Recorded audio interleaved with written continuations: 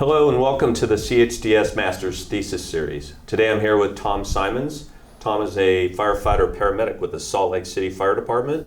Welcome, Tom. Thanks, I'm glad to be here. Thanks for being with us.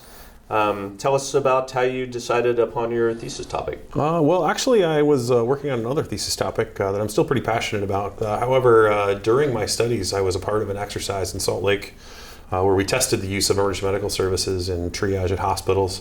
And it became pretty clear to me that there was no research on it, and that it may have a pretty dramatic impact on the community for saving lives if we implemented the program. So I decided to switch my research and look into seeing if it could be beneficial to the response to mass casualty and active shooter events. So tell me about some of the research methodologies that you utilized. Primarily utilized case study. The Las Vegas shooting, Rap 91 Music Festival was, by nature of its scope, was the study where we really saw the gaps that happened in the hospital response and the EMS response as well. So we started there, looked back on the Boston Marathon bombing. There we saw a team of EMS professionals in hospitals and saw just how effective they could be, which kind of drove the research forward. And then I went back to the exercise that I talked about earlier and studied just how well EMS did. And that was really what drove my suggestions at the end. And so as you went through this, what were some of the findings that came up? Well, we found that not only was EMS better at triage than nurses, but they were faster and more effective.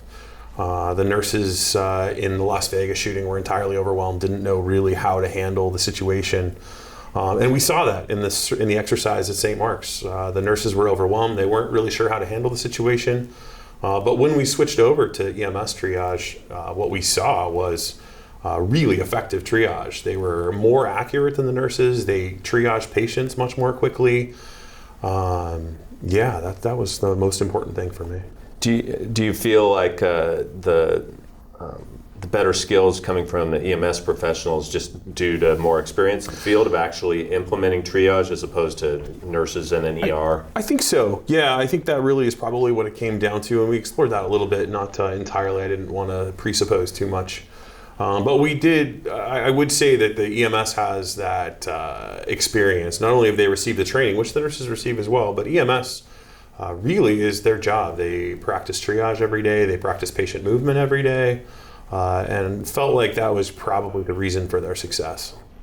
So explain to me how you were able to sort of figure out the differences between how triage was done previously and in this exercise. Like how are you measuring the differences in those? One of the largest challenges in this was that this exercise was actually done before. It was the inspiration for my thesis. It wasn't something that I did as part of my study. So I was limited by the metrics that they collected in the exercise. They did collect some good metrics, however. We looked at triage time per patient, which was about 2 to 3 minutes for nurses and about 1.5 to 2 minutes for EMS. And we looked at accuracy, how they were sorted into their categories and if they were sorted appropriately based on the protocols. And what we found there was that EMS and nurses were about 95% accurate at the most critical category. But as you went into the lesser categories, we saw significant over triage from the nurses. 80% at the delayed patients, as low as 20% for patients that are expected to die.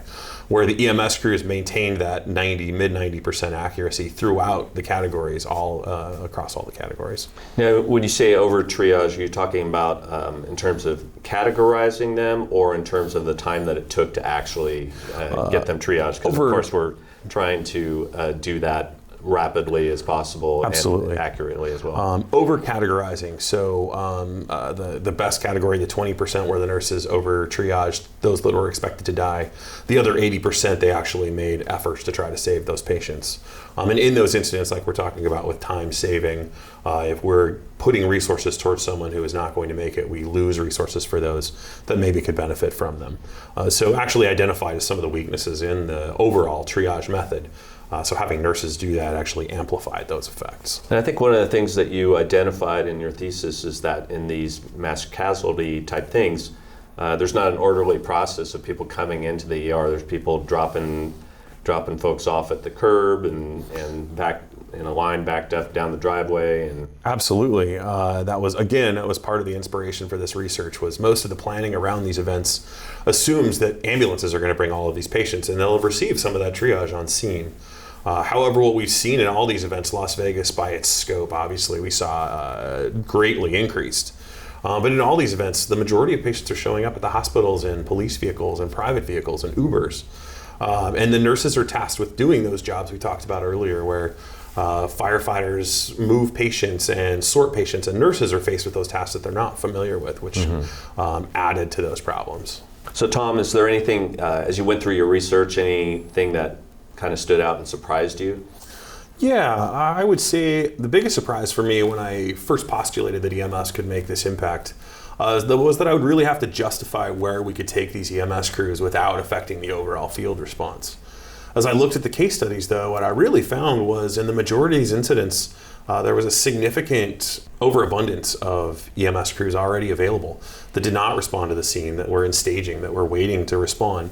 So while I didn't really end up feeling the need to justify the use of these EMS crews, that there was a plethora of crews available, we still were able to identify ways that we could change the EMS response to move crews that already would have been a part of that response to the hospitals.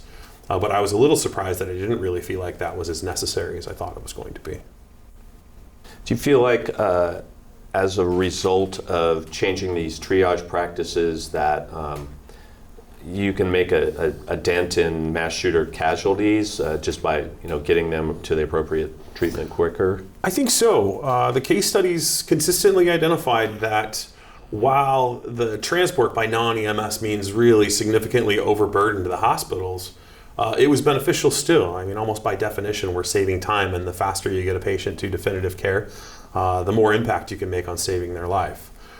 So while it was beneficial, the response was still slowed by these people coming in by non-traditional means and nurses being a little slower and a little less accurate.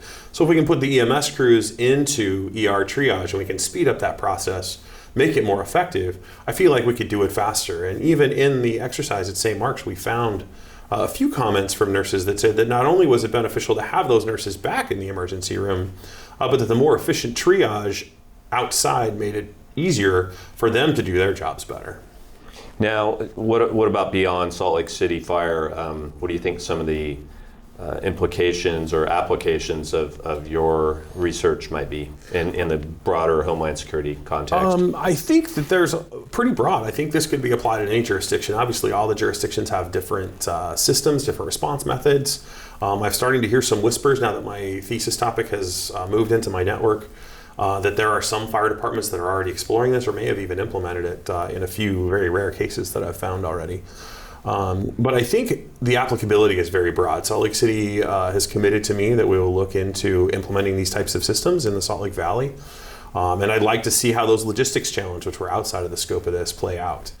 And then at that point, I think we can start to spread and start to talk to other jurisdictions and let them know how our logistics worked out to see if it could be applicable in their jurisdictions as well. But I think based on the consistent findings across the case studies, I think that we'll see consistent performance across the country as we implement this. Great. Well, Tom, thanks for coming in today, and thank you for your research. Well, thank you very much. I appreciate the interview.